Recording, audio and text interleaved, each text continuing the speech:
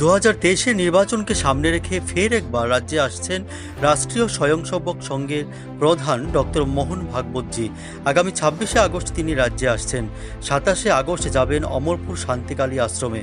বুধবার দুপুরে আগরতলা প্রেস ক্লাবে সাংবাদিক সম্মেলনে জানান শান্তিকালী আশ্রমের পক্ষে চিত্তরঞ্জন মহারাজ এবং হিন্দু ধর্মের বিষয়ে তিনি বিভিন্ন বিষয় নিয়েও আজ সাংবাদিক সম্মেলনে আলোকপাত করেন। ব্যুরো রিপোর্ট, প্রীতিবার্তা। তুমি আজকে আমাকে ঋণী করে লাইছো, আমি কেউই ঋণী থাকি না। সময় আইলে তোমাকে একটা সুতাকে একটা কাপড় করে দেব। তাই তিনি দ্রৌপদী বস্ত্রহরণের সময় ভগবান শ্রীকৃষ্ণ কতটি কাপড় দিয়েছে আপনারা মহাভারতে স্বয়ং নিশ্চয়কে দেখা হয়েছে।